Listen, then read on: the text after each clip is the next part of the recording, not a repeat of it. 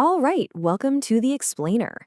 Today, we are going to dive into a whole series of economic events that are really shaking things up in 2025. And to get our heads around it all, we're going to use a really powerful analogy, one you might even recognize, about a catastrophe hurtling right toward us. So let's just jump right in. You've seen the movie Don't Look Up, right? Well, what if that planet killer comet wasn't some rock from outer space? What if it was actually the US national debt? Now, that might sound wild, but the source material we're digging into today makes that exact startling comparison to really frame what's going on. And you know what? When you start to look at it, the parallels, they line up surprisingly well. So think about it. The comet was this huge, inescapable thing. Well, the 2025 debt, we're talking about a massive $9 trillion debt rollover. That's money that has to be refinanced. In the movie, you had leaders arguing about optics and how to profit from it. Here, in the real world, you've got debates in Washington that kind of overlook the basic math.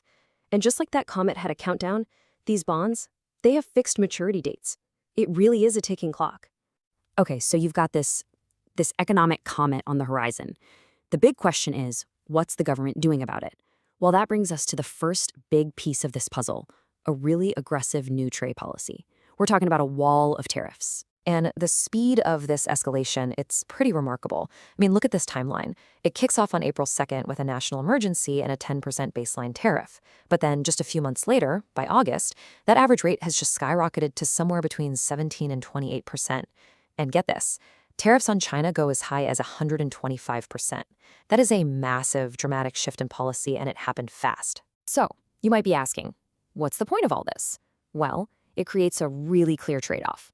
On the one hand, yeah, it's generating a ton of revenue for the government. We're talking over $172 billion. But on the other hand, it's acting like a brake on the economy. It's shaving half a percentage point off annual GDP growth, and some models are even projecting a 6% hit to GDP in the long run.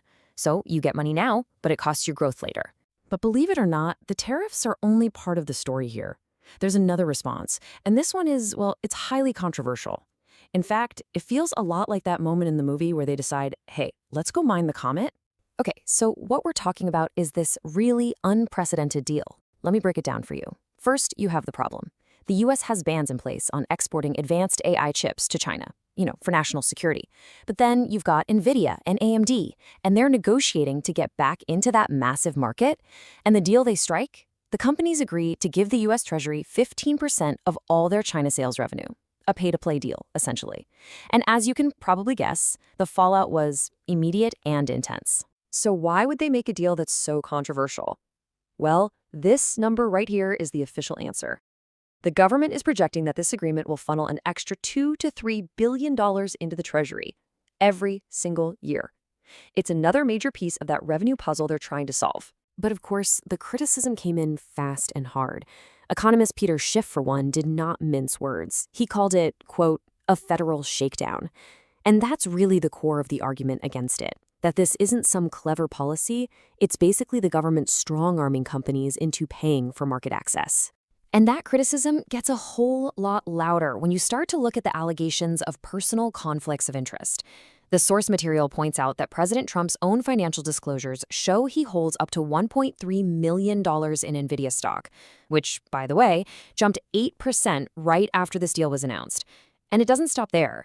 The Commerce Secretary's family reportedly has a massive $1.1 billion stake in NVIDIA and AMD. So you can see why critics are throwing around phrases like corruption as a service and insider trading with nuclear codes. Okay, so we've got these huge tariffs and this really controversial pay-to-play deal, but what does all this actually mean for everyday people, for you and me? Let's talk about the economic fallout, the actual impact zone. And this number? This is where it gets really personal. This isn't just abstract data. According to the projections, the estimated average loss for a single U.S. middle-income household because of all these new policies is a staggering $5,200 per year. That's a huge hit to a family's budget. And the impact on jobs is just as stark. The source material draws a sharp contrast here. Under the previous administration, 800,000 manufacturing jobs were created. But under these 2025 policies, we're seeing a net decline. It's a complete 180, a total reversal of fortune for the factory sector. Now, it's important to remember that this economic pain isn't spread out equally across the country. Not at all. You look at agricultural states like Iowa and Nebraska, and their GDP just plummeted by 6%. Why? Because their exports got slammed by retaliatory tariffs.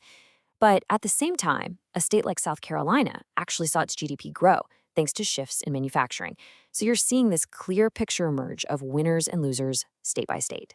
All right, let's pull all of this together now and bring it back to where we started, back to that comet analogy. Because the final question here is really about understanding the true nature of this crisis we're describing. And here is the key difference, the most crucial point of all. That comet in the movie, it was a sudden, explosive, one-time disaster. Boom. The debt crisis, on the other hand, is completely different. The sources describe it as a slow-motion crisis. It's not a single explosion. It's more like a rising tide. Each cycle, the government manages to refinance the debt. But every time, the pressure builds just a little bit more, slowly crowding out everything else. So this really brings us to the central takeaway. The movie Don't Look Up was all about denying a sudden, obvious catastrophe. What the source material suggests is that this situation, it's about denying a creeping inevitability. It's not a fireball lighting up the sky, it's more like termites, quietly eating away at the foundation. And that leaves us with one final, and I think pretty provocative question. In the face of a crisis that's complex, that's slow motion, that just builds and builds over time, how does a society decide when it's time? When and how do we finally decide to look up?